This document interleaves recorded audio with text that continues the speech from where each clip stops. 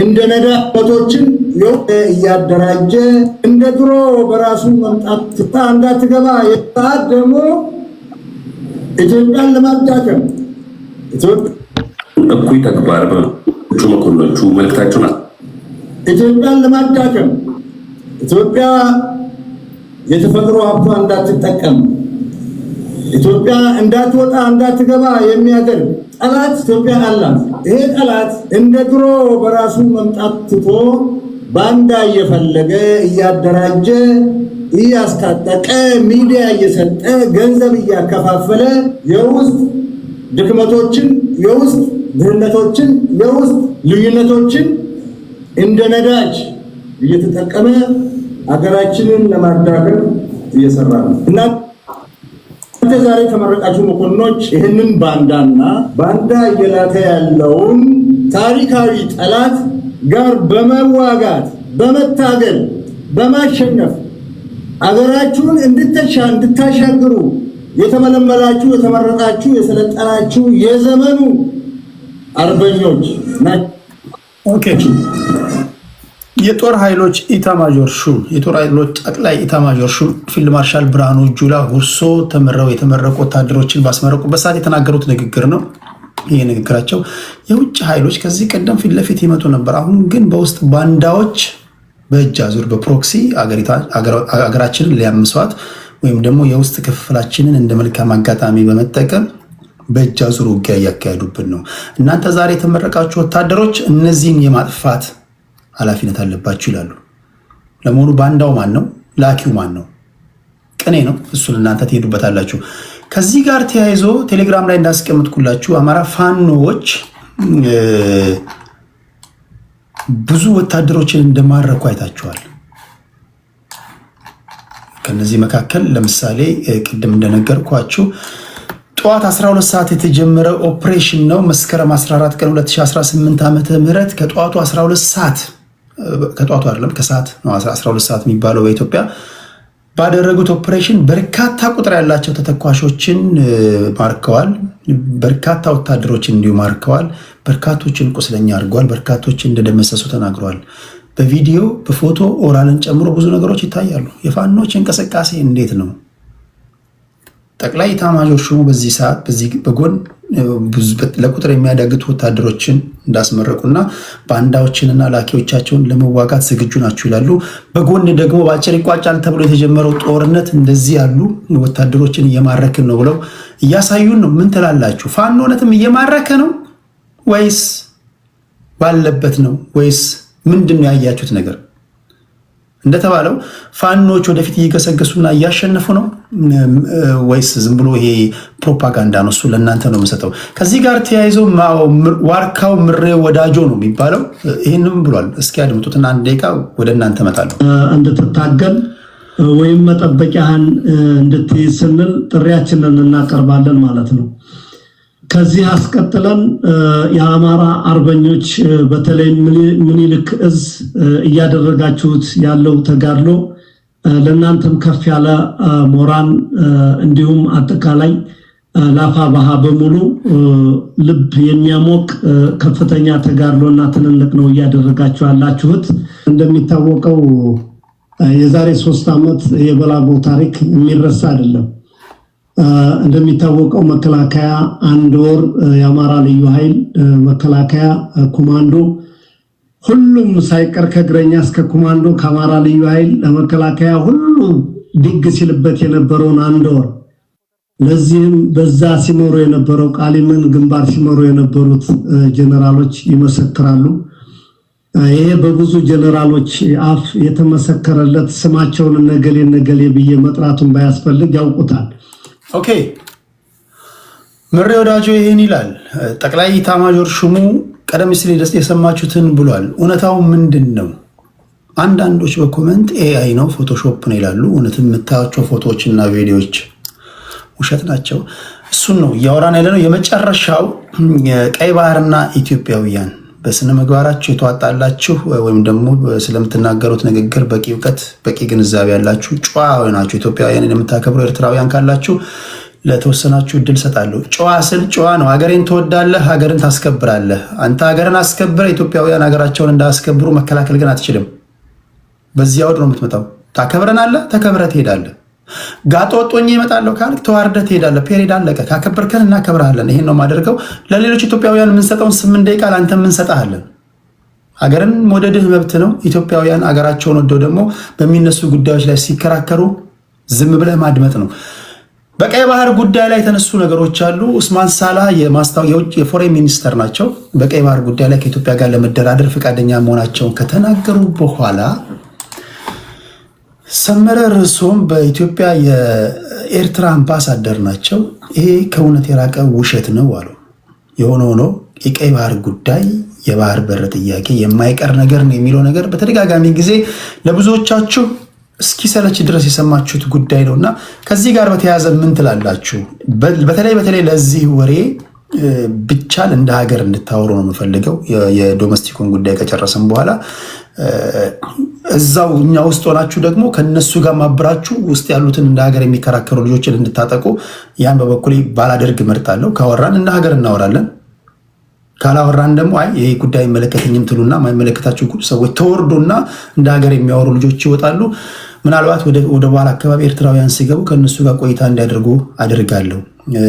መድረክ ላይ ተቀምጠን ግን እንደገና ከኤርትራውያን ጋር በመንበር እንደ ሀገር የሚያወሩ ኢትዮጵያውያንን አብሮ ማጥቃት ተገቢ አይደለም። ይህንን እነሱን በመድረካቸው ስለማያደርጉ እኔም ያንን አላደርግም ለማለት ያለው። መጀመሪያ ግን ሁለቱን እንጨርሰው። አማራ ፋኖች ፊልድ ማርሻሉ እንዳሉትና ዋርካው ምሬ ወዳጀው እንዳለው እናንተ እንዴት ተገነዘባችሁ? ይህንን ነው ዋና ዋና ጉዳዮች። የቀይ ባህሩን ጉዳይ መጨረሻ ላይ፣ የባህር በሩን ጉዳይ መጨረሻ ላይ ነው የምናደርገው። በሁለቱ ጉዳይ ነው የምንሄድበት። አንቲ ወደ አንተ ልምጣ። 8 ደቂቃ አለ። ሌሎቻችሁ ታፕ አርጉ። አዘግየት ብላችሁ ለገባችሁ ነው ያስታወስኳችሁ። ከዚህ በኋላ አልደግምም። ርዕሱ ይሄ ነው። ቀሪውን ደግሞ ቴዲ ሐዋሳ የቴሌግራም ቻናል ላይ አስቀምጬላችኋለሁ። ስልኮቻችሁን አውጡና ቤተሰብ ሁኑ። ዜና በዛ ነው የምንጽፈው። የዕለቱን አጀንዳ በዛ ነው የምናስቀምጠው። በአጀንዳው መሰረት ነው የምንወያየው። ቴንኪው። አንቲ ወደ አንተ ልምጣ። እሺ፣ እጅግ በጣም አመሰግናለሁ ቴዲ ለሰጠኝ እድል። በቅድሚያ የኢትዮጵያን ሉዓላዊነትና የግዛት አንድነት ለማስከበር በየሜዳው እየተዋደቁ ላሉ ለጀግናው የመከላከያ ሰራዊት አባሎቻችን ያለኝን አድናቆትና አክብሮት መግለጽ እፈልጋለሁ።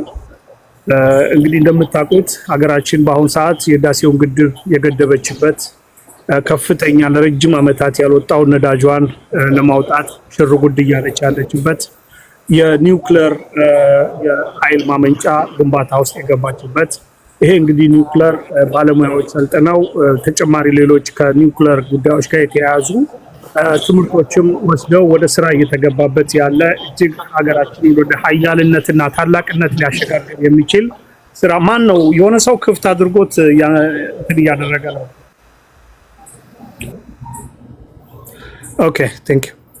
ስለዚህ ወደ ሀገራችን እጅግ ወደ ላቀ ደረጃ ለመሸጋገር የሚያስችላትን የልማት ስራ የምታከናውንበት ወቅት ነው። የህዳሴው ግድብ መጠናቀቅ እነዚህ ደግሞ ከዛው ጋር ተያይዞ መንግስት የያዛቸው ታላላቅ ፕሮጀክቶች ሀገራችንን ሁለንተናዊ ገጽታ የሚለውጡ ናቸው። የህዝቡን አኗኗር የሚቀይሩ ናቸው። አጠቃላይ ኢሜጁን የሚለውጡ የኢትዮጵያውያንነትንና ኢትዮጵያን ማንነት የሚቀይሩ ናቸውና ይህንን ሁኔታ የተረዱት ግብፃውያን ኢትዮጵያ በተናጠል ለኛ የውሃ ዋስትና ስጋት የሆነ ነገር መስራት ጀምራለችና ይህንን የውሃ ዋስትናችንን ማለት እነሱ የሚሉት ምንድነው የአስዋን ግድብ ሳይሞላ በፊት ታላቁን ህዳሴ ግድብ ያለኛ ፈቃድ አንሞላም ብላችሁ ፈርሙ ነው የሚሉት። አንፈርምም ነው የኢትዮጵያ መንግስት አቋም። አንፈርምም። ይሄ የኢትዮጵያ ጥቅም ነው፣ ብሔራዊ ጥቅም ነው። ከይቅርታ እሱን ወደ በኋላ እንመጣበታለን። ወደ ባንዳዎቹ ለመምጣት ባንዳ ለምን እንደገዙ ለማሳየት ነው። ይሄን ፒክቸር ካልሰጠው ለሌላው ስለማይገባ ነው። ስለዚህ የጻፉት ለተባበሩት መንግስታት ድርጅት ምን ብለው ነው? የሀገራችንን የውሃ ዋስትና ለማረጋገጥ ማንኛውንም እርምጃ እንወስዳለን ብለው ጽፈው ፈርመው ማህተም አድርገው ለዩኤን አስገብተዋል። ይህንንም ተከትሎ ስራ አንድ በአንድ የሚሰሩትን ስራ በሻዕቢያ በኩል አውጥተዋል። እቅድ አውጥተዋል። እያንዳንዱን ሪፖርታቸውን እንደምናየው ከሆነ ከፍተኛ መጠን ያለው የጦር መሳሪያ የኢትዮጵያ መንግስት ማስረጃዎቹን እየሰበሰበ የሳተላይት ምስሎችን በአህያ ተጭኖ የሚገቡትን እየሰበሰበ ነው የቆየው። የት ቦታ ላይ ምን እየተደረገ እንዳለ እያንዳንዱ በሚታይ ደረጃ ማለት ነው። አሁን የፋኖ ወንድም የቅድም ፋኖን ወክሎ እኔ ፋኖ መሆኑንም አላቅም ሲናገር ምን ሲል ነበረ? ጥያቄ የአማራ ህዝብ ጥያቄ በጦርነት የሚመለስ ጥያቄ የአማራ ህዝብ የለውም። በጦርነት የምትመልሰው የአማራ ህዝብ ጥያቄ ካለ አምጣ ተብለሃል። ጥያቄ የለህም፣ ስለሌለህ ነው ማታመጣው። አሁንም መቼም ቢሆን ጥያቄ አለ የሚባል የአማራ ህዝብ ጥያቄ ካለ በሰላማዊ መንገድ በውይይት ነው የሚፈታው። የውይይት መንገድ ዝግ የሆነበት አንዳችም ደቂቃ የለም። አሁንም መቼም ክፍት ነው። ይሄ ደግሞ ለዚህ ማሳያው በማንኛውም ጊዜ አማራን የሚመራው የአማራ ክልል አማራ ነው የሚመራው። ከአማራ ውጪ አማራ ክልል የሚያስተዳድር የለም። ስለዚህ ጥያቄ ካለው ዞ የአማራን ጥያቄ አማራ ነው የሚመልሰው። የፌዴራሉን በሚመለከት ህገ መንግስት ቀደጣል ከሆነ አይቻልም። እሱ ነው ቀደጣል። የኢሳያስ ፕሮፖዛል ነው። ህገ መንግስት ተቀዶ አይጣልም። ኢትዮጵያ አትበተንም። ይሄ የኢሳያስ እቅድ ነው። እንደምታውቀው አብዛኛዎቹ ፋኖን የሚመሩ ሰዎች ከአስመራ ረጅም ጊዜ በህወሓት ጊዜ አስመራ የነበሩ የአርበኞች ግንቦት ሰባት አባላት የነበሩ ናቸው። ዘመነንም መሬ ወዳጆንም ሌሎችንም ወስደህ ካየህ ማለት ነው፣ ሸዋም ላይ ያሉ ጨምሮ። ስለዚህ እነዚህ አብዛኛዎቹ በቀጥታ በኤርትራ መንግስት የሚታዘዙ ናቸው። አሁን ለምሳሌ በሰሞኑን አሁን ትላንትናና ዛሬ በተደረጉ ውጊያዎች አብዛኛዎቹ የሻዕቢያ ቅጥረኞች ተይዘዋል። አንዳንዶቹ የትግራይ መታወቂያ ይዘው ነው የገቡት። የትግራይ መታወቂያ ለፌክ ለራሳቸውን ትግራይ ለማሰኘት ማለት ነው። ነገር ግን ኤርትራውያን ናቸው፣ የተያዙ አሉ። መታወቂያ የተገኘባቸው የኤርትራ ወታደሮችም እዛ ውስጥ ተገኝተዋል። አብዛኛው እንግዲህ አይተሃል። አሁን ማርከናል፣ እኛ ማራኪ ነን፣ እኛ ምናምን ሲል የኢትዮጵያ ጀግና መከላከያ ላይ ሊደነፋ የሞከረ ሰዋል። የኢትዮጵያ ጀግና መከላከያ ሰራዊት ላይ ሲጨፍሩ ከርመው ዞሮ ሲመጣ ግን አልነበሩ በቦታው ላይ ለሰከንድ ለ30 ደቂቃ እንኳን መቋቋም መዋጋት የሚችሉበት አቅም የሌላቸው ናቸው። ዝግጁነት የሌላቸው ናቸው። ሞራል የሌላቸው። ለምን? ባንዳ ናቸው። እንቁላል ቀቃይ ልጆች ናቸው። የሚችሉት ነገርም የለም። ሲጀመር ተላላኪ ባንዳ የውክልና ጦርነት የሚያደርግ የኢትዮጵያን መከላከያ ፊት ቆሞ ለመዋጋት ለመገዳገድና ለመቋቋም የሚያስችል አቅምም ብቃትም ችሎታውም የለውም። ሞራልም ሊኖረው አይችልም። ከኢትዮጵያ ባንዲራ ጎን የቆሙ የኢትዮጵያ ልጆች ሁል ጊዜ በየትኛውም ጦርነት ቢሆን አሸናፊነታቸው የታወቀ ነው። ስለዚህ እዛ ሲጨፍሩ የነበሩ የኢትዮጵያን ጀግናውን የመከላከያ ሰራዊት ለማዋረድ የሞከሩ የኢትዮጵያን ታላላቅ አባቶች ምርኮኞች እያሉ ሲጠሩ የነበሩት በህይወት የሉም በአሁን ሰዓት። ትላንትና እንደዛ ሲደነፉ የነበሩ በካሜራ ያያቸው በህይወት የሉም፣ አሁን ተሸኝተዋል። አየህ፣ ወልዲያ እንገባለን ብለው ወደ ወልድ ነው የሄዱት፣ የሉ። ይሄ ለቅጽበት ደስታ አግኝተዋል፣ ለቅጽበት ተላላኪ ሆነዋል። ማረክን ምናምን ብሎ የሚያሳዩት ምንድነው ነው የምትለው አንተ? ማርከዋል፣ አጥቅተዋል፣ የመከላከያ ሰራዊቱን አጥቅተዋል። አንድ ቲም ነው፣ አንድ ሻለቃ ጦር ነበረ አንድ ቦታ ላይ። እሱን ለብቻው በጣም ከፍተኛ ኃይል አምጥተው አጥቅተዋል። እሱ ሚካድ አይደለም። እንደዛ አይነት ጥቃት አድርሰዋል። ያንን ነገር አድርገዋል። ነገር ግን ሌላው ኃይል ሲመጣ ግን የሚያግዝ ኃይል ግን ደጀን ሲመጣላቸው ግን ለሰራዊቱ መቋቋም ግን የቻሉበት ሁኔታ የለም። የሚገርምን ለመጨፈር ዳመራ ለኩሰው ምን ብለው መስቀልን በዓል እዛው እናከብራለን ብለው ዝግጅት እያደረጉ ነበር። የሰበሰቡትን ዳመራ እንኳን ሳይለኩሱ ነው ከመቅጽበት በራው ለመሮጥና ለማምለጥም አልቻሉ። እዛው ነው የተደመሰሱት። ብቃትም ያላቸው አይደሉም፣ ችሎታም ያላቸው አይደሉም። ስለዚህ ተማረኩ የተባሉትን አስለቅቀዋል ነው ትለው። ወዲያው ነው የገደሏቸው። ከመቅጽበት ነው የገደሉ፣ የረሸኗቸው፣ ቀረጹ፣ ረሸኑ። ይሄ አረመኔ ስብስብ ነው። በነገር ላይ የማረኳቸውን ገደሏቸው፣ ኢሚዲየትሊ አሉ ካሉ ያምጡና ያሳያሉ። ኢሚዲየትሊ ነው የገደሏቸው። የመከላከያ ሰራዊቱ በሚመጣበት ጊዜ ሬሳቸውን ያገኛል። አንዳቸውም በህይወት አልነበሩ።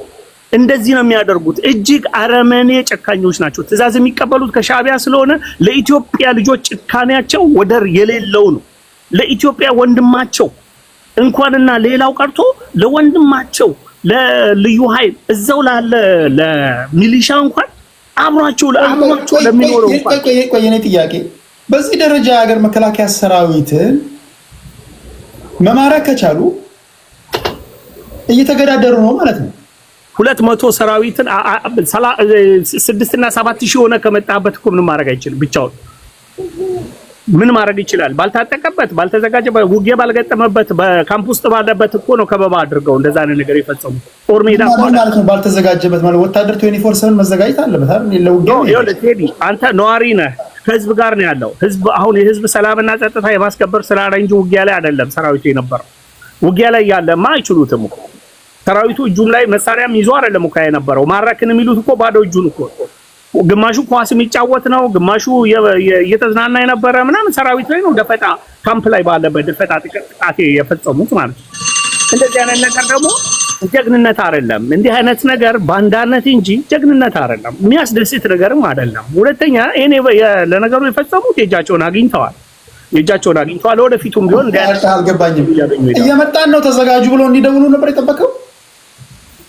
ቴዲ ጥቃት ይደርሳል ሰራዊት ላይ አማራ ክልል የከፋ ማሸነፍ ጦርነት ላይ አሸነፈ ባለው ድምሩ ውጤት ነው አንተ ቆይ በቂ ደቂቃ ስጣሉ አንተ በፈለክበት መንገድ ትመልሳለህ አማራ ክልል የሄድከው ለውጊያ መስሎኝ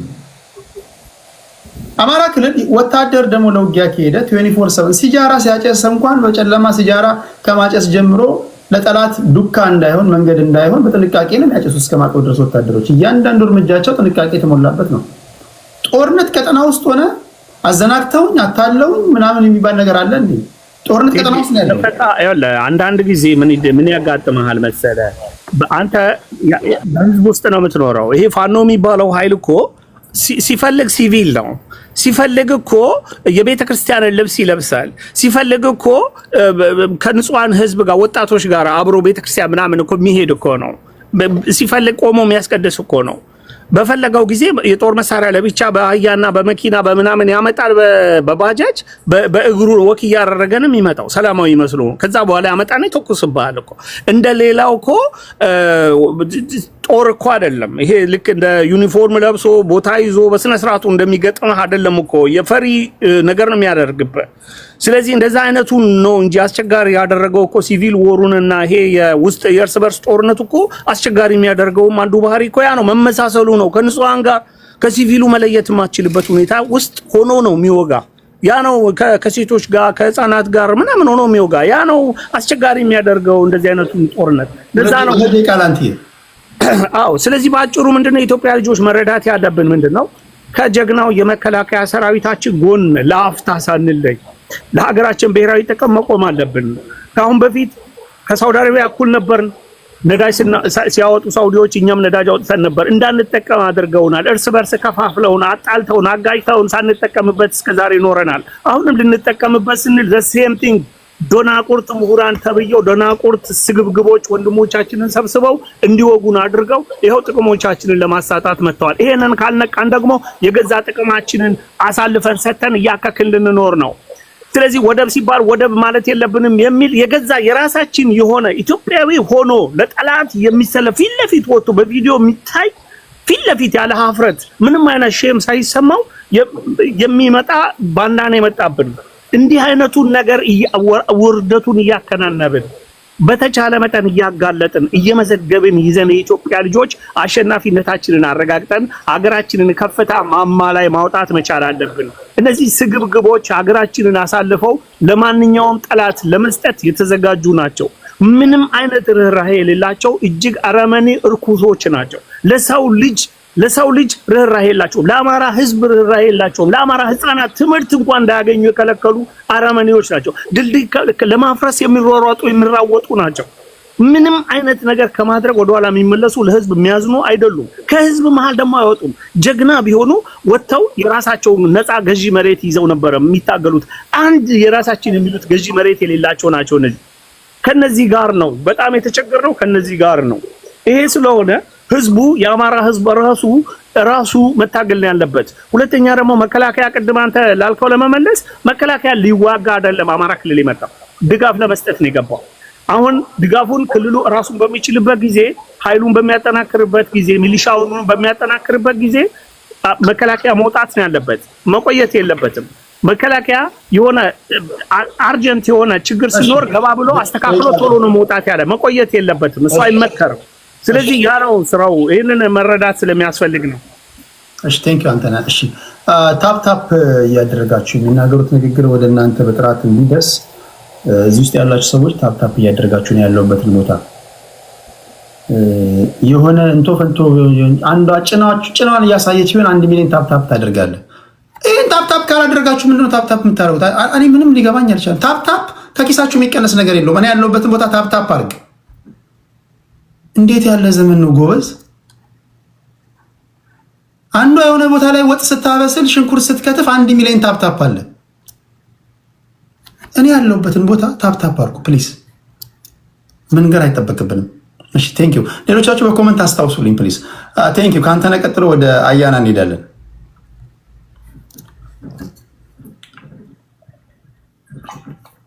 አታደርግም? ኮሜንቱን ቆልፌብህ እዛው እየተቆነጠነጥታለህ። ኮሜንቱን ቆልፍብሃለሁ። አይቆለፍባችሁ ታፕ አድርጉ። ይቀርጋል መተንፈሻችሁን። አዎ እንዴት ቴዲ ሰላም ናችሁ? አለን አያና እንዴት ነህ? አለን። ያው እንግዲህ ወቅታዊ ዜናዎች ላይ አንዳንድ ነገር እንነጋገር ቀድመን ብለሃል። ወደ ቋሚ ወደ ሆነው የሀገር ፍላጎትና ናሽናል ኢንትረስት ከመሄዳችን በፊት እሱ ነው ዋናው ትኩረት የሚያስፈልገው። ይሄኛው ለምን ትኩረት ሊያገኝ እንደቻለ እኔ ካለኝ ከተረዳውበት መንገድ እስቲ አንዳንድ ትዝብቶቼን ለማለት እችላለሁ ላጋራችሁ። እኔ ደንቆኛል። ሚዲያ ላይ የምናየው የደስታው የሴሌብሬሽኑ አይነት እዚህም ሴሌብሬት እናደርጋለን ብለው አሸንፍጠው የመጡ ወንድሞች ይታዩኛል እና ያለን እንዴት እንደሚፎክሩ እንዴት ደስ እንዳላቸው ማለት ነው። ጥሩ እንግዲህ ምንድነው የተገኘው ነገር? አሁን ያለው የደስታ መጠን ምንን ያሳያል? ምን አመላካች ነው?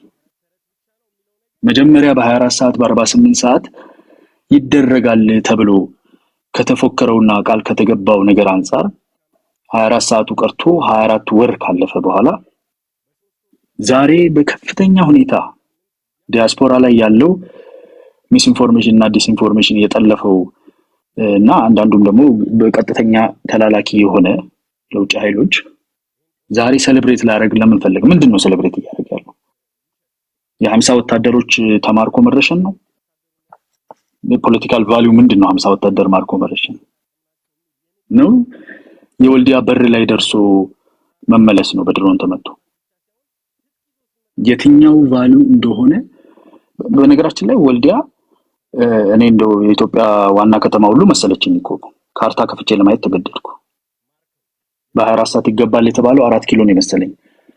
ወልዲያ የኢትዮጵያ ዋና ከተማ አለመሆን ብቻ ሳይሆን የአማራ ክልል ዋና ከተማ አለመሆን ብቻ ሳይሆን የወሎ ዞን ዋና ከተማ አይደለች።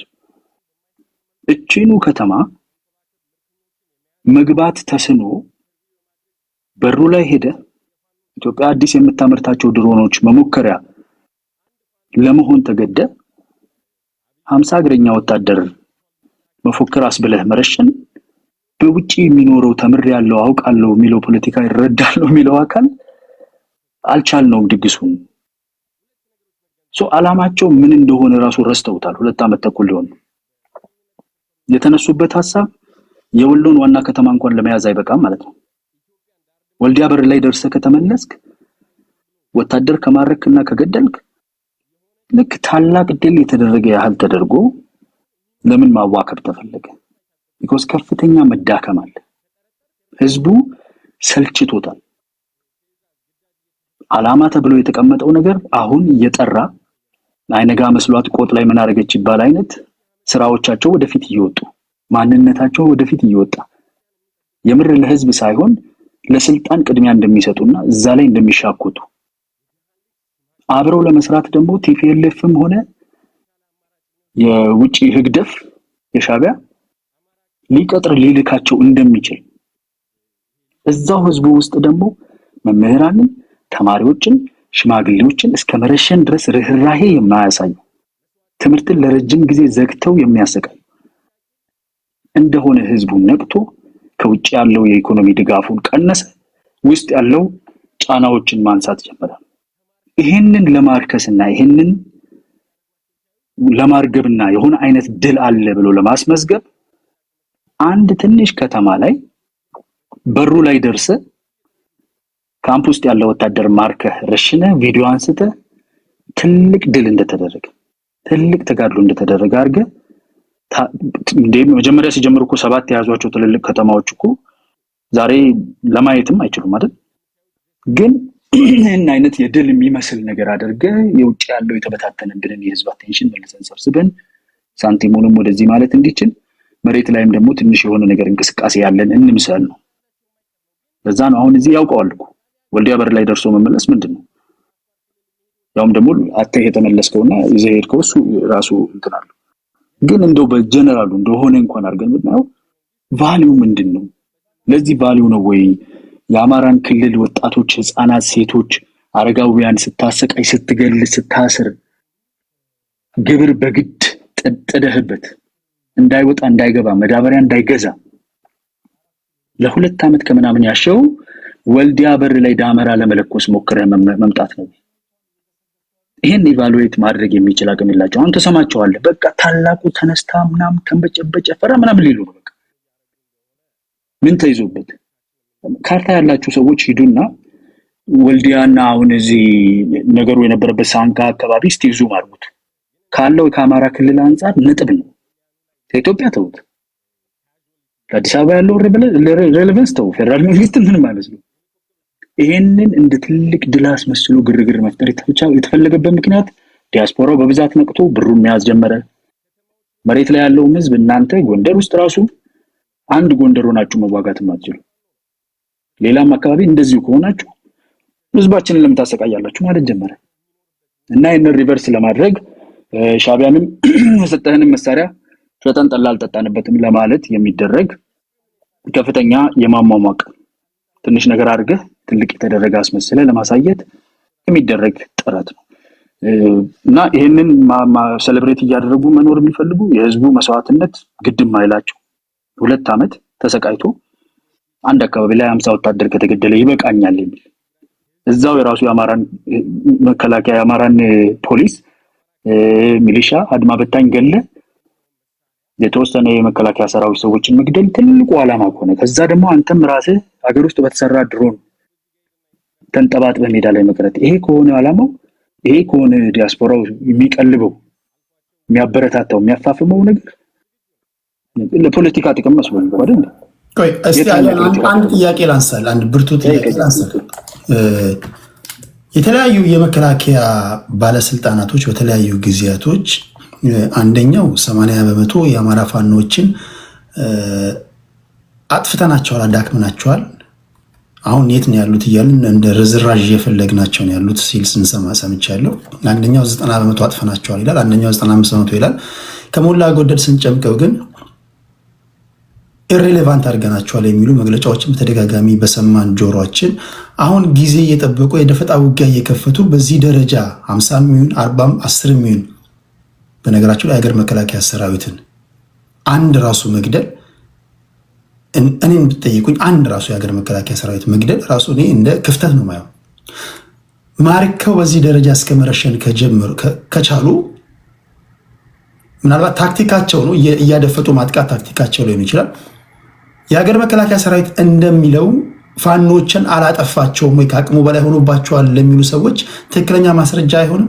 ነገ እስከ ነገ ወዲያ እነዚሁ የፋኖ ኃይሎች አደከምናቸው አጠፋናቸው ተብሎ በተነገረ ቀንና ጊዜ ጠብቀው ዛሬ 50 ብለው ወይም ደግሞ 40 ማርኳል ብለው ነገ ከነገ ወዲያ 150 እና 300 1000 ላለመማረካቸው ላለመግደላቸው ምንድነው ማረጋገጫው? አዎ ቴዲ፣ እኔ እንግዲህ የምልህ ነገር ከፖለቲካ ጥቅሙና ከዓላማ አንፃር አድርጌ የማይበት ምክንያት ይሄ ነው። መከላከያው በዚህ ያህል ፐርሰንት ክልሉን እንደዚህ አድርጌ ያለው ብሎ የሚናገረው ነገር አለ። እነሱ የክልሉን 80-90% ተቆጣጥረናል ይላሉ፣ አንድ ከተማ እንኳን ባላይዙበት ሁኔታ። ይሄ የፕሮፓጋንዳ ስራ ነው። የታጠቁ ኃይሎች በጥይት ከመታኮስ ነፍስ እስከ መጠፋፋት የሚሄዱ ኢንፎርሜሽን ላይ አኪዩሬሲ ግዴታ ማሳየት አለባቸው ማለት አንችልም። ራሱ የፕሮፓጋንዳ የጦርነት አካል ስለሆነ ማለት ነው የምትለቀው ፕሮፓጋንዳ። እኔ ያወራው ያለሁት ውጪ እዚህ እንዳለ ሰው በብዛት ሚዲያ ላይ እንዳሉ ሰዎች ፖለቲካዊ ጥቅም ይገኝበታል ብለው ይሄንን ነገር ወደፊት ከሚገፉ ሰዎች አንፃር ዛሬ ሴሌብሬት ሊያደርጉ ነጭ ለብሰው የመጡት ወልዲያ በር ላይ ደርሶ መመለስ ያለው የፖለቲካ ጥቅም ምኑ እንደሆነ ነው። ምኑ እንደሆነ ነው። 80% ያለው 30% ያለው አንድም ሰው አይሞት። የትጥቅ ትግል የሚባል ነገር አንድ ሀገር ውስጥ መደረጉ ቅድም ዋንጋሪ ተናግሯል። የድንቁርና ምልክት ነው። 4 በጣም ደሃ የሚባሉ ያልሰለጠነ ማህበረሰብ በብዛት ይኖርባቸዋል የሚባሉ ሀገሮች ብቻ ናቸው ዓለም ላይ በጦር መሳሪያ ጉዳይ ለመፍታት እየሞከሩ ያሉት በሀገራዊ ደረጃ በውስጥ ማለት ነው። ከዛ አንዱ መሆን ራሱ አሳፋሪ ነገር ነው። ይሄ ራሱ ክፍተት ነው። የዲሞክራሲ ምህዳራችን ክፍተት ነው። ቅድም አንተ አንስተዋል፣ አጋሪ ስትጠይቀው ነበር። ለመታገል በሩ ክፍት መሆን አለበት። የዲሞክራሲያችን መዳበር አለበት። ጦር መሳሪያ እንደ አማራጭ ሆኖ መቅረብም የለበትም። እሱ እንዳለ ሆኖ እነኛ አካላት ግን ኤግዚስት የሚያደርገውን ጠባብም ልንለው የምንችለውን የምህዳር የፖለቲካ ምህዳር ሰው ገብቶበት ነው የሚሰፋው። ባይዘው የሰፊ ምህዳር ቁጭ ብሎ የሚጠብቅህ የለም። በየትኛውም ዓለም ላይ ገብተህ ነው የምታሰፋው። ታግለህ ውስጡ ተሳትፈህ ነው የምታሰፋው። እዛ ውስጥ መሳተፍ ፍላጎቱም ህልሙም የሌላቸው እነሱ በራሳቸው መንገድ ኢትዮጵያን ጠፍጥፈን እንሰራለን፣ እገሌን ከዚህ እናወጣለን፣ ነቅላለን ባይ አምባጓሮ ጀማሪዎች ናቸው። ለዛ ነው 24 ሰዓት 48 ሰዓት ግምት የሰጡን። ከዛ መንፈሳቸው አንፃር የሰላማዊና የፖለቲካ የዲሞክራሲ ምህዳር ስለተዘጋባቸው ወደዛ የገቡ አስመሰለን ማየቱ ስህተት ነው። መጀመሪያም ላይ ፕላን ኤ ማሊያብል ነው፣ ወጣት ልጅ ነው፣ እንደፈለግን አድርገን እንመራዋለን፣ አረፋ ነው፣ ካልሆነ ደግሞ በፕላን ቢ እናነሳለን ነበር። ሁለቱም እንዳልተሳካ ያያየን። ከዛ በዘለለ ሴሌብሬት ሊደረግ የተጀመረው ነገር እኔ ሚዲያ ላይ አይቻሉ። በዛው አንዳንዴ አንሶባቸው ምሽግ ምናምን ሁሉ የትግራይ ጊዜ የነበረ ፎቶ ሁሉ ይጠቀም ብዙ አይነት ግርግር አለ። ምንድነው ሴሌብሬት እየተደረገ ያለው? ምንድነው የተገኘው ፖለቲካል ጌም? የትኛው ግራውንድ ነው የተያዘው? ምንድነው እስቲ የሌለን ነገር እንደዚህ አግንኖ አውጥቶ ለማዋከብ የተሞከረበት ምክንያት ዴስፐሬሽን ነው። ውጊያዎች ድል ምናምን የሚባል ነገር የለም። ጸጥ ረጭ ነው። ህዝቡ መግፋት ጀምሯል፣ መጠየቅ ጀምሯል። ስለዚህ እሷን ለማክሸፍና የሆነ አይነት ትራጀክተሪ ሞመንተም አለን የምትል ቅርብ ጊዜ እንትን የምባይካብ የሆነ አንድነት የምትባል ነገር እየተገፋፋች ነውና እሷን ተያይዞ የመጣ የሆነ ነገር አለ። ህዝቡ አሁን አንድነትም ሰምቷል፣ የተወሰነ አይነት ድልም አሰምተናል። ስለዚህ ነው አንዴ ቃል ይሄንን ይወላ አንድነት የሚመስል ነገር ጀቡነን አምጥተንለታል፣ ውስጡን ለቄስ አድርገን። ከዛ ደግሞ ወልዲያ በር ላይ ሄደን የተወሰኑ ሰዎች ገለን እኛም ሞተናል። ስለዚህ ይሄንን እንደ ሴሌብሬሽን እናቀርብለታለን። አንድነት ነበር የሚፈልገው፣ ድል ነበር የሚፈልገው። አሁን ሳንቲሙን ያወጣል፣ አሁን ድጋፉን ይቀጥላል። ለዚህ ተብሎ ነው ማዋከቡና ማራገቡ የተጀመረው እንጂ ወልዲያ በር ላይ ሄዶ መመለስ ማለት ደሴ እንኳን አይደለም። ወልዲያ በር ደርሰ መመለስ ማለት እንደዚህ ሴሌብሬት የምታደርግ ከሆነ ምን ያህል እንደተዳከምክ ምን ያህል ዴስፐሬት እንደሆንክ የሚያሳይ ነው። ለኔ እንደዛ ነው የተረዳሁት። ቴንክ ዩ አያና። በሚቀጥለው በኢትዮጵያ ውስጥ ያለው ለምሳሌ የትጥቅ ትግል ያደረጉ አካላትን ታሪካቸውን ብናይ ለምሳሌ ደርግን ለመጣል በተደረገው ጥረት ወይም ደግሞ ትግል አንዳንዱ 10 ሆኖ አንዳንዱ 15 ሆኖ ነው የጀመሩት። ኢዲዩ ወደ ዋግምራ አካባቢ ሄደው እንደመሸገት አውቃላችሁ። ጀባ፣ ሻዕቢያ፣ ቲፒኤልኤፍ ሄደው የመሸጉበትን ታውቃላችሁ። 6-7 ሆነው 10 ሲሆኑ 15 ሲሆኑ እንዲሁ ሲናቁ አይመጡም ሲባሉ ደርግን የሚያክል የአፍሪካ ግዙፍ ጦር ያለውን አካል መጨረሻ ላይ የሆነውን አድርገውታል። አሁን የትጥቅ ትግል እንዲሁ እንደዋዛ ማይታየው እንደ ቀልድ ማይታየው ማይናቀው ለምንድን ነው? የመረረውም ተስፋ የቆረጠውም ወንጀለኛውም በጊዜ ሂደት እየተቀላቀለው እየበዛ መምጣቱ ነው። በአጭሩ ማዳፈን ካልተቻለ ወይም ደግሞ በአጭሩ መፍትሄ ካልተፈለገ የትጥቅ ትግል ካለ እንደ አማራጭ ነው። ተስፋ ለቆረጠው ለወንጀለኛው ተስፋ ላለው። ስለዚህ ነገ ከነገ ወዲያ ደግሞ የሚያመጣው አይታወቅም። በዛ ላይ ደግሞ ለፕሮክሲ ራሱ ምቹ ይሆናል። ኢትዮጵያ ውስጥ እጃቸውን መስደድ ለሚፈልጉ አካላቶች ታጣቂ ኃይሎች ሁሉ ጊዜ ካሉ ሰርቫይቭ የሚያደርጉ ከሆነ በህይወት ካሉ እጃቸውን እንዲሰዱ ጥሩ በር ይከፍታል። እነሱ ደግሞ እጃቸውን ሲሰዱ ዛሬ የምታያቸውን መሳሪያዎች እየያዙ ነው። ነገ ከነገ ወዲያ የመሳሪያው አይነት የሚለብሷቸው ዩኒፎርሞች ሎጂስቲኮቻቸው እየሰፉ ይሄዳሉ። ስለዚህ አንድም ሆኑ ሁለት ታጣቂ ኃይሎችን መናቅ አስፈላጊ አለመሆኑን ከደርግ መማር የሚያስፈልግ ይመስለኛል። በተለይ የደርግን ጉዳይ የምታዩ ሰዎች ካላችሁ ማለት ነውና አሁንም የፋኖች ጉዳይ ይኸው 3ኛ ዓመታችን ነው ስናወራ እዚሁ ከቀን 1 ጀምሮ ከተጀመረበት ጊዜ ጀምሮ አብረን ያለ ነው። እንግዲህ ሳወራ የነበረው የሌሎችንም ትንታኔዎች ሲሰሙ ነበር። በአጭር ይቋጫል ተብሎ የተጀመረው ጦርነት እያልኩኝ ይኸው ስጽፍ 3ኛ ዓመቴ ነው። አሁንም ይኸው 3ኛ ዓመቱን ይዟል። 4ኛ 5ኛ ዓመት አለመያዙን በምንድን ነው ማረጋገጫችን? እነዚህን እንድናወራበት ነው የምናወራው። የፓወር ፖለቲካ ነው። ማን ያሸንፋል ነው አት ዘ ኤንድ ኦፍ ዘ ዴይ ማን ያሸንፋል ነው። ሀገራችንን በመፍራትና በመንቀጥቀጥ እንጠብቃለን፣ እንወዳለን። ገዢው ፓርቲን በፈለከው መንገድ ቀይረው፣ የኔ አቋም ነው። ገዢው ፓርቲን እንደፈለክ አርገጣለው፣ ከቻልክ አስወግደው። ሀገርን ግን መጠበቅና መውደድ የሁላችንም ግዴታችን ነው። ምክንያቱም የምትታኮሰው ሀገርን ለማስተዳደር ነው። የምትታኮሰው ሀገርን ለመጠበቅ ነው። የምትታኮሰው ሀገርን ስለምትወድ ነው። ሀገርን ጠልተ ፖለቲከኛ መሆን አይቻልም አይደለም። እኔን ቢገባኝ እንደዛ ነው። ከዛ በመለስ ያለውን እንጫወታለን። ታፕታፕ እያደረጋችሁ ላላችሁ ከልብ አመሰግናል። ሁላችሁም ታፕታፕ አድርጉ። ከአያና ቀጥሎ አይ ቲንክ አጼ ዘርዓ ያዕቆብ ነው አይደል? አኪላ ሂድና ከሱ በኋላ ሄዳል። አኪላ ሂድ አንዴ እንትን እያልኩ ስለሆነ ዶክመንት እያዘጋጀ ነው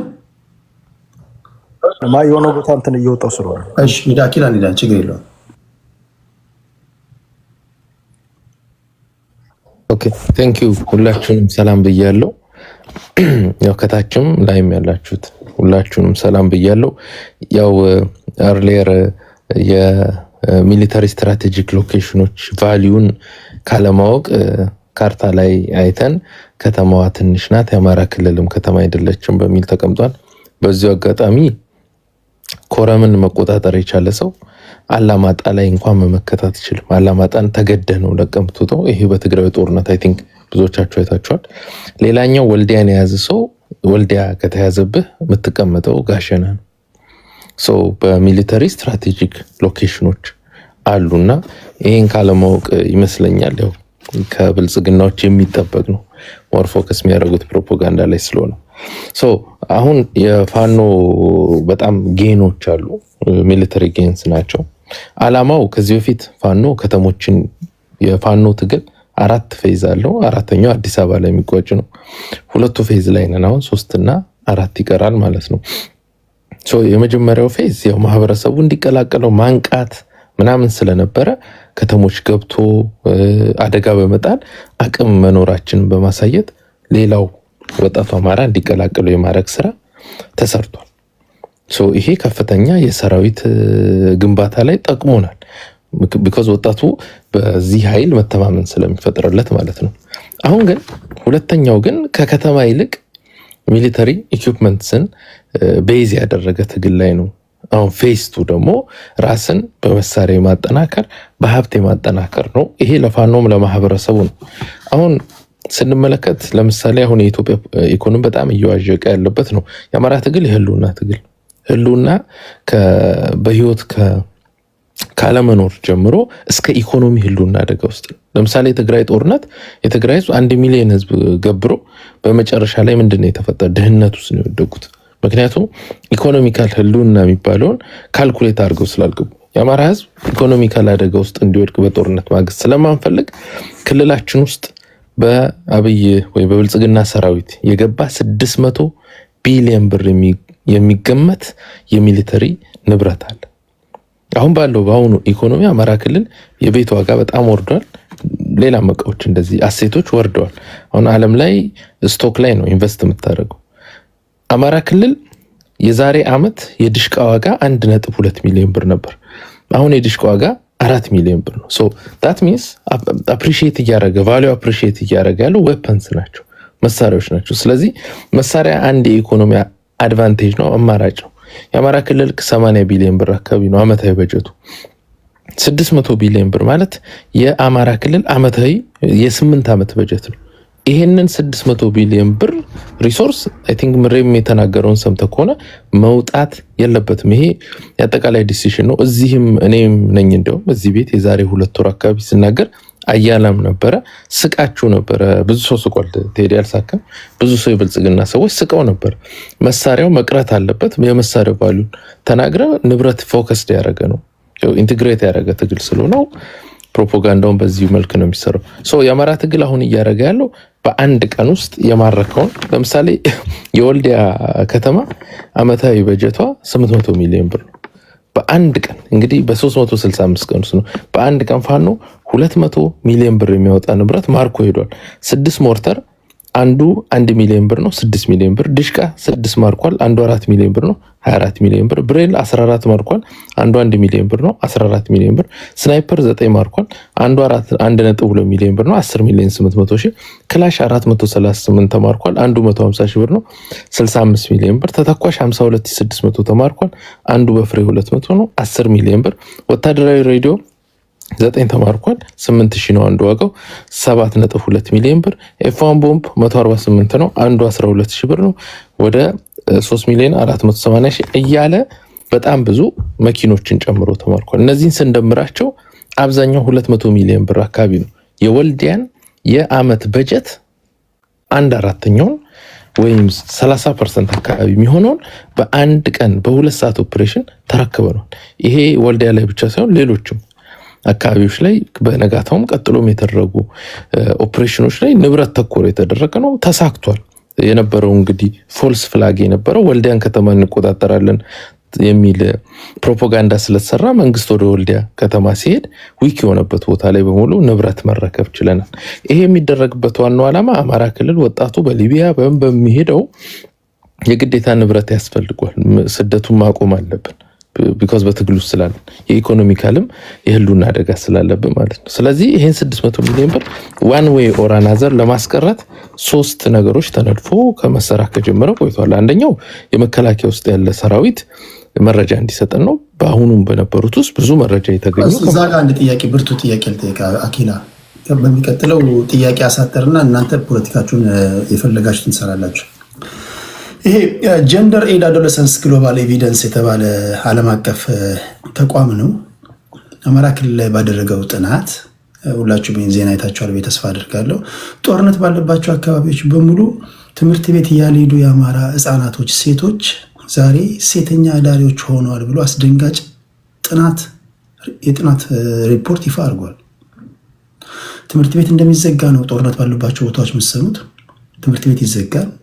ትምህርት ቤት ህፃናቶች አይሄዱም። ትምህርት ቤት ያልሄዱ ህፃናቶች ወደ አዲስ አበባ በመምጣት ሴተኛ ዳሪዎች ሆነዋል። ስለዚህ እንዳልከው ወጣቶችን ለመታደግ ነው ይሄ ሁሉ ጦርነት እያልከኝ ከሆነ በጎን ደግሞ እንዲያሉ የጥናት ውጤቶችን እየሰማን ነው። ይሄን እንዴት ነው የምታስታርቀው? እውነትም ይሄ ጦርነት የፋኖ ጦርነት ለአማራ ህዝብ የመጣበት ነው ወይስ የመጣበት ነው? ኦኬ ቬሪ ጉድ ባይ ዘ ዌይ አንድ ሴት ወደ ሴተኛ ዳሪነት ልገባ የምችለው 18 ዓመት ካለፋት በኋላ ነው። ያ ማለት 12ኛ ክፍል ትጨርሳለች በኢትዮጵያ ኮንቴክስት። አሁን ባለው የኢትዮጵያ የትምህርት ስርዓት ማለፍ የሚችሉ 6% ናቸው። ስለዚህ ፋኖ ትምህርት አስቆም አላስቆም ያቺ ሴት እንግዲህ ከትምህርት ገበታዋ በመውጣት ምክንያት ከሆነ ወደዛ ውስጥ መግባቷ ማይቀር ነው ማለት ነው። ይሄ ኮን አናሊሲሱ ግን ያው በደንብ ዴታው ቼክ ተደርጎ ውይይት ተከፍቶ የብቻ ውይይት የሚደረግበት ይሆናል። ሶ በፋኖ ደረጃ 3 ነገሮች ተቀርጸው እንቅስቃሴ ውስጥ ከገባ ቆይቷል። አሁን የመጀመሪያው መከላከያ ውስጥ ያሉ ሰዎች መረጃ እንዲሰጡ ነው። ቢኮዝ አንድ የመከላከያ ሰራዊት ከ4500 እስከ 11000 ብር ነው ደሞዙ ተራ ወታደር እስከ መኮንን ማለት ነው። መረጃ ከሰጠን ወይ ለፋኖ ከሰጠ አንድ ስናይፐር ሊሰጠው ይችላል። አንድ ስናይፐር ዋጋው 1 ሚሊዮን 200 ሺህ ብር ነው። ያ ማለት የዛ ወታደር የ10 ዓመት ደሞዝ ነው። ሶ ካለው ወታደር ውስጥ የ10 ዓመት ደሞዙን አንዴ ካሽን ማድረግ የሚፈልግ ብዙ ስላለ ክልሉ ላይ ያለውን ንብረት ለመሰብሰብ ቀሎናል ማለት ነው። ወይም ከዚህ በኋላም ይቀለናል። አሁንም እየተደረገ ያለው ሰክሰስፉል ኦፕሬሽን በዚህ ነው። ሁለተኛው ማህበረሰቡ ነው። ማህበረሰቡ ውስጥ ሚኒሻ አለ። ሚኒሻዎች ትልቁ ስራ አሁን የሰሩት መሳሪያዎችን ለስልጠና ተቀብለው ለፋኖ በማስረከብ ከመጣው መሳሪያ 50%ን ሸጠው እንዲካፈሉና ኑሯቸውን እንዲደጉሙ የማድረግ ነው። ቢኮዝ አብዛኛው አርሶ አደሮች ናቸው። አንድ ክላሽ 150 ሺህ ብር ነው። 75 ሺህ ብር የሚያገኙ ከሆነ ህይወታቸው ላይ በአመት ሴቭ ላይ ያደረጉ የሚችሉት ወይም አርሰው የሚያገኙት ገንዘብ ስለሆነ ያ ነገር ተሟልቷል ማለት ነው። ሶስተኛ ለዚህ ነው ባይዘው በጣም ድራማቲክ የሆነውና ብልጽግናን ያስደነገጠው። ሌላው አሁን በቅርቡ የሚገባው ወጣቶች ተደራጅተው እና አርሶ አደሮች ደፈጣ እየጣሉ ከሚያገኙት ላይ እንደውም ሬ ወዳጆ በዚህ ላይ ተናግሯል። ከባባድ መሳሪያ ውጪ ቀላሉ መሳሪያ በሙሉ ራሳቸው እንዲወስዱ አንድ መጠበቂያ አንድ የሚሸጥ መውሰድ እንደሚችሉ ኦኬ። ግን ጥያቄ ስጠይቀኝ 1 ደቂቃ እንትን ብለ አሁን በተነገረው ከከባድ መሳሪያ ውጭ ያለውን ቀላሉን በሙሉ አርሶ አደሩ እንዲወስድ ተደርጓል ወይም ተፈቅዷል። ፋኖ ማረጋገጫ ይሰጠዋል። ያ ማለት አርሶ አደራችን ሰርቶ አመቱን ሙሉ 100,000 ብር ያገኝ አንድ ክላሽ አገኘ ማለት 150,000 ብር አንድ ኦፕሬሽን ብቻ ሊበቃ ይችላል። ለምሳሌ የመከላከያ ሰራዊት በተናጠልም በአናሳ ቁጥርም ሲንቀሳቀስ ደፈጣጥሎ መሳሪያቸውን መዝረፍ ይችላል ማለት ነው። ትልቁ ስራ ሶስተኛው ያው ወጣቶች በሊቢያ ሄደው በረሃ ላይ ይሞታሉ፣ ምን ይላሉ፣ በመጨረሻ ወደ ኢትዮጵያ ባዶ እጃቸውን የሚመጡት።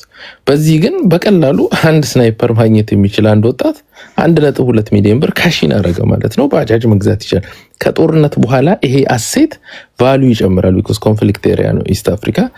ይሄን ገንዘብ 600 ቢሊዮን አሴት የመሰብሰብ ስራ ነው አዲሱ እንግዲህ የፋኖ ትግልና አንድ ክላሽ ላንድ ሃውስሆልድ የሚል ነው እንግዲህ እንትኑ ራሱ ምንድነው ዘመቻው አንድ ክላሽ ለአንድ ገበሬ የሚል ነው። ያ ማለት 150,000 ብር ወደ እያንዳንዱ ገበሬ ነው። መከላከያ ይዞት የመጣው በብድር የተገዛ ነው። እኛ ደግሞ በነፃ ነው ኦን እያደረግን ያለ ነው።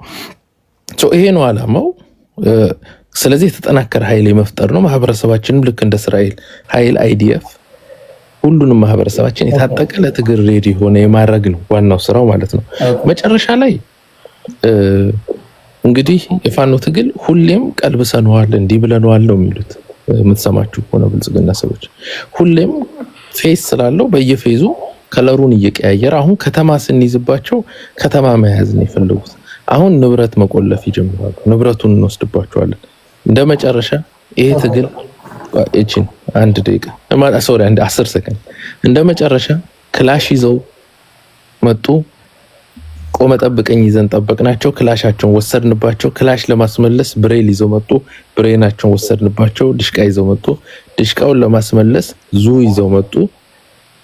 ዙን ወሰድንባቸው። አሁን ኦራል ላይ ደርሰናል። በቀጣይ እነ መድፍ እነ ታንክ እና 4 ኪሎ እንወስድባቸዋለን ማለት ነው። ቴንክ ዩ። እሺ ቴንክ ዩ አኪላ። ዘራቆብ ሬዲ ነህ? አዎ ሬዲያችን ላይ ትጥቅ እንትን ይሄ የምትማርኩትን ክላሽንኮቭ ቆመ ጠብቀኝ ማንኛውም መሳሪያ ለህዝቡ ካከፋፈላችሁ ምናልባት በጊዜ ሂደት ህዝቡ ድጋሚ መሰብሰብ በምትፈልጉበት ሰዓት ከቁጥጥር ውጭ እንዳይሆንባችሁ መጠንቀቅ ያስፈልጋል። ቲፒኤልኤፍ አሁን የገጠመው ያ ነው። በደቡብ ትግራይ በኩል ከና ሀፍቶ ኪሮስ ጋር የተጣላበት ዋነኛ ምክንያቱ ከሚሊሻዎቹ የታጠቁትን በአንድ ወቅት እንደዚሁ ሰጣቸውና አሁን በመሰብሰብ በፈለገበት አጋጣሚ ሊሰበሰብ ሲል አይ ያን የሰጠናል አሁን ራሳችንን እንከላከላለን ብለው ከነጥቃቸው እንደገና ቲፒኤልኤፍን ለመጣል አፋር የከተሙትን የነ ጌታቸው ረዳን ቡድን ተከላከለ ታውቃላችሁ። ሆኖ ትጥቅ እንደዚህ የማረካችሁ ስትሰጡ ለመሳሪያ የማረካችሁ ለህዝብ ስትሰጡ ምናልባት ድጋሚ ለመሰብሰብ በምትፈልጉ ሰዓት አስቸጋሪ እንዳይሆንባችሁ እሱንም ምን ያህል አስባችኋል ማለት ያለው። እሺ ቴንክ ዩ አኪላ። ከአኪላ ቀጥሎ ዘራቆብ። ቴንክ ዩ እንዴት ነህ ቴዲ? ሰላም ነው ወይ? አለን። አይ አኪላ በደንብ የሆነ ድምጽ ያስተጋባል። ያንተ ነው መሰለኝ። አኪላ በደንብ ሄዶበታል። ኤኒዌይስ ምንድነው ቅድም አሪፍ ጥያቄ ለማህበረሰቡ ከብአዴን ወይንም ከብልጽግና አንተ ያው ብልጽግና ነው ያልከው ከብልጽግና በላይ ምን ውጭስ ብአዴን አማራ ክልል ውስጥ ከብአዴን የተለየ ፋኖ ምን ሊሰጠው ይችላል? ምንድን ያልከው? ቅድም አንድ ጥያቄ ስትጠይቅ ነበር። ለማህበረሰቡ ፋኖ የተለየ ነገር ምን ሊያደርግ ይችላል የሚል ጥያቄ አንስተ ነበር። ጥሩ ጥያቄ ነች። ባይዘው እሷ ጥያቄ አሁን አንድ ያስተጋባል። ቴዲሽ ቆይ ላስተካክለው። ኦኬ አሁን ያ ጥያቄ አሪፍ ጥያቄ ነው። ለምሳሌ ብአዴንን ሁጅዝ አማራ ክልል ውስጥ ያለው መንግስት ማህበረሰቡን አሁን ለምሳሌ የኢኮኖሚ ተጠቃሚ እያደረገው ነው ብትል አይደል? አብዛኞቻችሁ እንደውም ከዚህ በፊት እዚህ ቤትም ሌሎች ቤቶችም ስታወሩ የነበረው ፋኖ ትጥቅ ትግል ከጀመረ በኋላ የአማራ ኢኮኖሚ እየወደቀ ነው፣ ኢንፍራስትራክቸር እየወደመ ነው፣ ሰው እየተማረ አይደለም ምናምን የሚል ነገር ሁጅዝ አስባችሁ ነው የምታወሩት ብዬ ልተርጉመውና አሁን ግን የአማራ ማህበረሰብ በኢኮኖሚ ተጠቃሚ የሚሆንበትን ነገር እያደረገ ነው ያለው። አሁን ለምሳሌ የትግራይ ጦርነት ሲጀመር ብዙ ብር ነበራቸው። ሲጀመር አብዛኛው ማህበረሰብ በሚባል ሁኔታ ሳማው የተወሰነ በኢኮኖሚ ተጠቃሚ ነበር። ትግላቸው ካለቀ በኋላ ግን የትግሬ እናት መጨረሻ ላይ ይሄ ትግሉ ካለቀ በኋላ አሁን ከዩኤንዩ ከኢትዮጵያ መንግስት ኮቾሮ ነው እየለመደ የኛ ማህበረሰብም መጨረሻ ላይ ይሄ ትግል አሸንፈን ተጠናቀቀን ተሸነፍንም አሸንፈናል ብለህ ነው ኦልሬዲ እኛ እንዳሸነፍን ነው የምናየው። ቢጠናቀቅ እንኳን መጨረሻ ላይ ኮቾሮ ለማኝ መሆን አንፈልግም። ማህበረሰባችን ሳማው ብዙ ሚሊዮነር ወጣቶችን መገንባት አለብን ብለን እናስባለን። ይሄም ደግሞ ብዙ ሚሊዮኖች ወጣቶች የምትገነባው በጦርነት ሰዓት ውስጥ መገንባት የምትችሉ እሱም ደግሞ ምንድነው ይሄንን የጦርነት እንትኑን የህሉና የሚታገሉ አሉ ፋኖ ማህበረሰቡ ደግሞ የኢኮኖሚ ትግል ሊያደርገው ይችላል። ማህበረሰቡ አሁን ለምሳሌ ቅድም በደንብ አኪላ እየዘረዘሩ ነበር። ብዙ አረብ ሀገር የሚሄዱ እህቶቻችን አለ ስፔሻሊ ወሎ አካባቢ፣ ጎንደር ላይ፣ ጎጃም ላይ፣ ሸዋም ላይ በየቦታው የሚሄዱ አረብ ሀገር ሄዶ መስዋዕትነት ከፍሎ በሊቢያ ሄዶ ምን ብሎ እዛ ከደረሰ በኋላ የመን ውስጥ ታግቶ ምናምን ሜክ ያርጋ አያውቅም። ይሄ ጦርነት የሚያደርገው ጦርነት ስደት ያመጣል። ይሄ ሁላ ነገር ከሚያደርግ አሁን አማራ ክልል ውስጥ ቻንስ አለው ምን ማድረግ ብር የመስራት ቻንስ አለው። አማራ ክልል ውስጥ ኤቭሪ ታይም ስንቱን ሲያዩ የአብይ አህመድ ሰራዊት ሲያዩ ብር ነው ማየት ያለበት። ተላው አንድ የአብይ አህመድ ሰራዊት 250 ሺህ የሚያክል ብር ይዞ ነው የሚዞር በየቦታው ሲዞር አየህ፣ በብር ነው መተመን ያለበት ኤቭሪቲንግ። ስለዚህ እኔ አሁን ያለው ወጣት ተነስቶ ከሀገር ሉጣ ቢል ወርዝለስ ነው የሚያደርገው። ጊዜውን ታይም አድርጎ ይሙት አይሙት አያውቅ። ኢቨን ሰርቶ ሳውዲ አረቢያ እንኳን ቢሄድ ማክሲመም ስንት ብር ነው ሊሰራ የሚችል? ማክሲመም በጣም በዛ ከተባለ 2 ዓመት ቆይቶ 250 ሺህ 300 እንደውም ግማሾቹ ነው ብር ሳይኖራቸው የሚመጡት።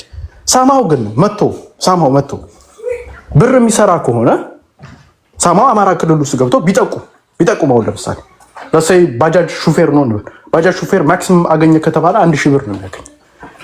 ሳማው ግን ቢጠቁም ግን ስንት ብር ያገኛል? አሁን ለምሳሌ ያውቃሉ ባጃጅ ሹፌሮቹ መከላከያ የት እንደሚገባ በየት በኩል እንደሚሄድ ኤቭሪቲንግ። ለፋኖ ቢጠቁም ስንት ብር ያገኛል? አንድ ክላሽ እንኳን ቢያገኝ 150 ሺህ ብር ለሰይ በጣም ምስኪን የባጃጅ ሹፌሮችን አታስፈጃቸው። ተው ኖ ሪያሊቲው ነው 400 ብር ነው 500 ማክሲመም በጣም ከተባለ በቀን 1000 ብር ነው የሚሰሩት። በአንድ ቀን ግን ያወጣት ሚሊዮነር መሆን ይችላል ከጠቆም። መከላከያ የሚወጣበትን የሚገባበትን ያውቁታል። ባይዘው የት እንደሚወጣ ምን ኮንቬ የት በኩል እያንዳንዱ ኮንቬ በትንሹ 20 ሚሊዮን እስከ 40 ሚሊዮን ነው ይዞ የሚዞሩ። አንዷ ኮንቬ ይዛ የምትዞሩ በአንድ ቀን ውስጥ አንድ ስናይፐር ዋጋ ወይንም አንድ ስናይፐር ዋጋ ብትሰጠው 1.2 ሚሊዮን። ኦፍ ኮርስ ፋኖ ከዛ ውስጥ የሚወስደውን ይወስዳል። ብዙ ነው እዛ ውስጥ ያለው የ20 ሚሊዮን እቃ ያስክ ማለት በጣም ብዙ እቃ። እሱን ያው ፋኖ ለመታገል ይጠቀምበታል። ማህበረሰቡ ግን የኢኮኖሚ ተጠቃሚ ይሆናል። በአንድ ቀን ሚሊዮነር የሚሆንበትን ወጣቶች እያፈራን ነው። ይሄንን አንደርስታንድ እኔ ከዚህ ትግል መጨረሻ ላይ ይሄ ትግል ካለቀ በኋላ መጨረሻው ሰዓት ላይ የአማራ ህዝብ መጨረሻው ሰዓት ላይ እንትን እንዳይል እፈልጋለሁ፣ ድሃ ሆኖ እንዳይቀር። ስለዚህ ይሄ አንደኛው ፕሮጀክታችን። ሌላው ማህበረሰቡ ቢደራጅስ? አሁን ለምሳሌ ገበሬዎች አሉ አርሰው ምን ብለው ምናምን ኤቭሪቲንግ አድርገው በጣም በዛ ከተባለ 150 ከ100 እስከ 200 ሺህ ብር ነው የሚሰሩት በዛ ከተባለ። ገበሬው ግን ቢደራጅና 1 ለ5 ሆኖ ቢደራጅ ዘመድ ሊሆን ይችላል ጎረቤቶች ሆነው ያውቃሉ። ማይዘው መከላከያ የት እንዳለ ሁሉም ያውቃል። ጠብቆ ግን እዛ አንድ የ2 ሳምንት ፕሮጀክት አድርጎ ቢሰራ ምን ማድረግ ይችላል?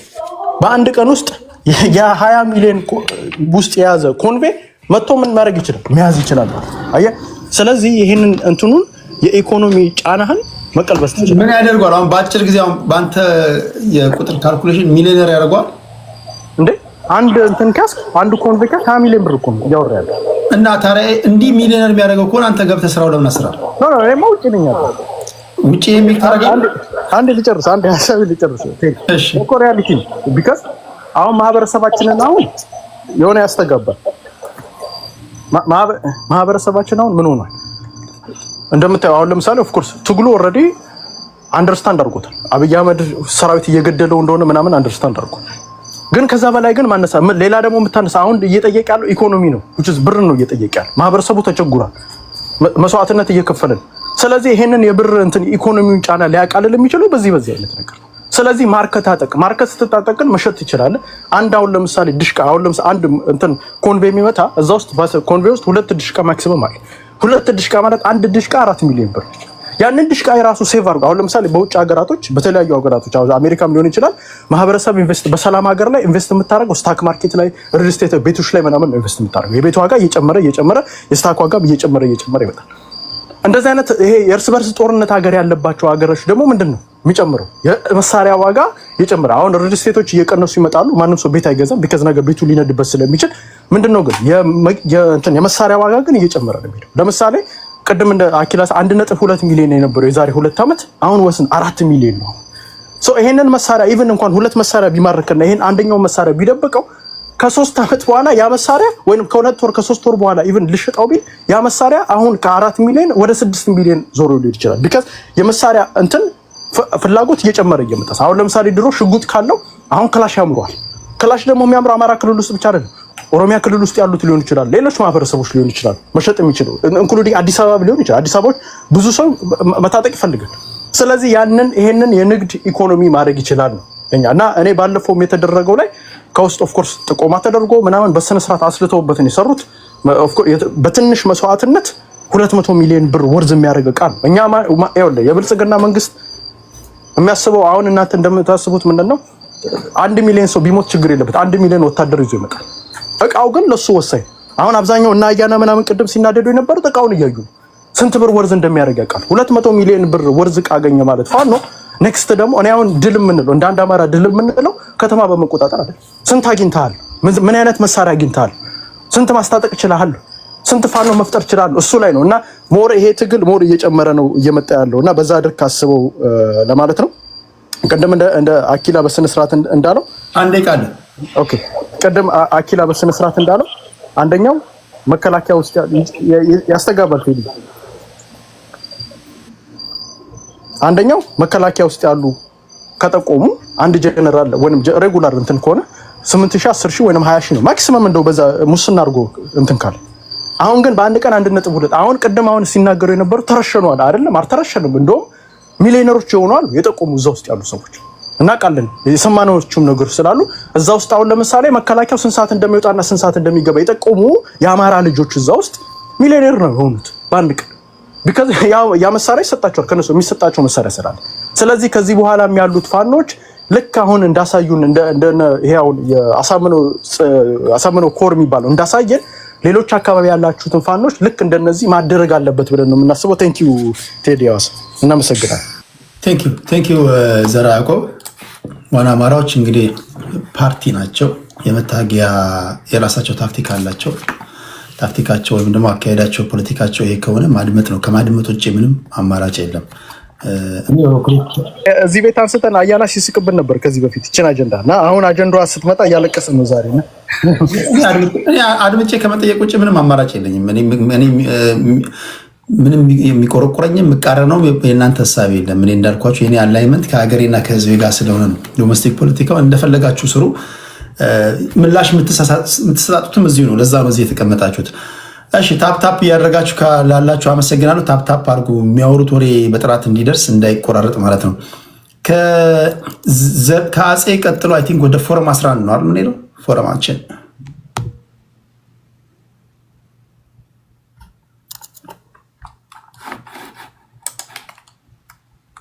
ፎረም አለ።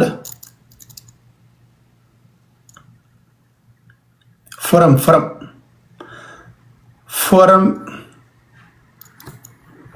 እያወራ ከሆነ ሚዩት ነህ። አንሚዩት ላድርግህ።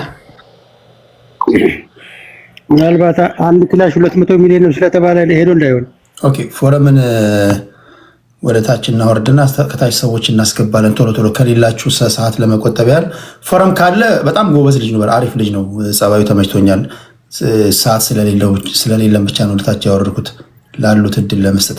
ስለዚህ ከፎረም ቀጥሎ ዋንጋሪ ነህ ወይስ ሚኒሊክ? ኦኬ ሚኒሊክ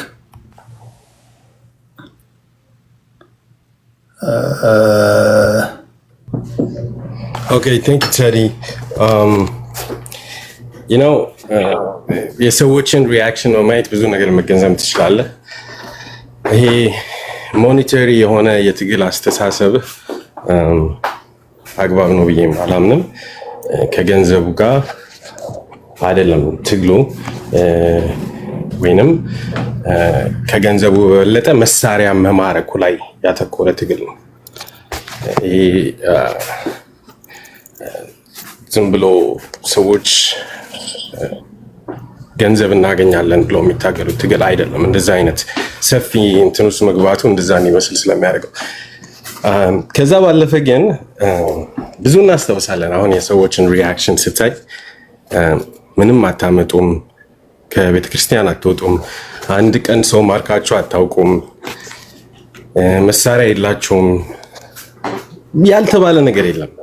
የአማራ ህዝብ የህልውና ጥያቄ አለው። የታጠቁ ወጣቶች በሁሉም መንገድ ሞክረው መጨረሻ አማራጭ የሚሉትን የትጥቅ ትግል ይዘዋል የሚለውን በእውነት የሚያዩ ያውቁታል። በባለጊዜነት በጸረ አማራ ጥላቻ በተለያየ ምክንያት ይህንን ጥያቄ አግኖሌጅ እንኳን አያደርጉት። ጥያቄ ካለው ብለው ሁሉ ያጣጥሉታል።